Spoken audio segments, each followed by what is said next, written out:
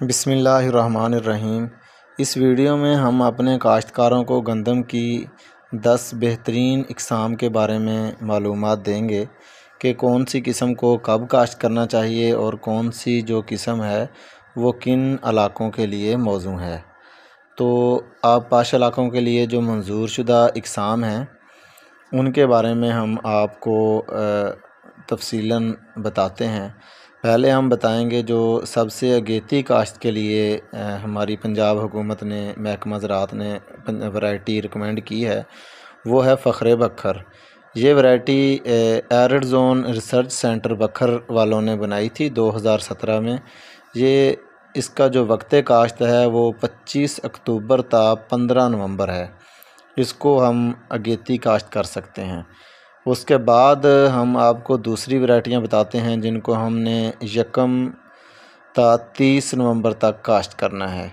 उन वैरायटियों में आ जाएगी निशान 2022, सादक 2021, नवाब 2021, NARC super, Ghazi 2019, Subhani 2021, रहबर 2021, MH 2021। ये वैरायटियाँ हम यकम ता 30 नवंबर तक काश्त कर सकते हैं।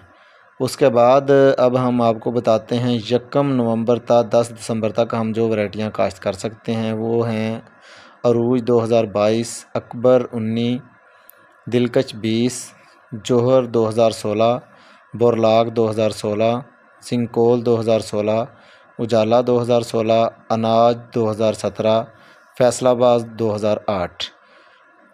उसके बाद हम आपको बताते हैं जो सबसे लेट जिस वैरायटी को हम काश्त कर सकते हैं यानी कि 10 नवंबर ता 10 दिसंबर, वो वैरायटी है बखर स्टार। बखर स्टार को एरिड ज़ोन रिसर्च सेंटर बखर वालों ने 2019 में तैयार किया था। ये भी एक बहुत अच्छी वैरायटी है। तो इसके बाद हम अपने दूसरे हिस्से की तरफ आते हैं वीडियो के कि कौन सी वैरायटी हमको ज़्यादा पैदावार दे सकती है। तो उसके लिए हम अपने नाज़रीन देखने वालों को ये मशवरा देंगे कि जो वैरायटी न्यू है उसकी पैदावार पुरानियों की निस्बत बहुत बेहतर होती है। उन वैरायटियों में हम आपको सिफारिश करेंगे अरूज 2022 और निशान 2022। ये वैरायटियाँ जो हैं ये दोनों न्यू वैरायटियों में आती हैं। उसके बाद नवाब 2021 और सादक 2021, ये वैरायटियाँ भी अच्छी पैदावार देने की सलाहियत रखते हैं। उम्मीद है हमारी आज की वीडियो हमारे किसान भाइयों को पसंद आई होगी। मुझे अपनी दुआओं में याद रखिएगा। किसी भी किसान भाई को किसी भी वैरायटी के मतलब कोई भी मालूमात दरकार हों तो वो वीडियो के नीचे कमेंट करके हमसे पूछ सकता है।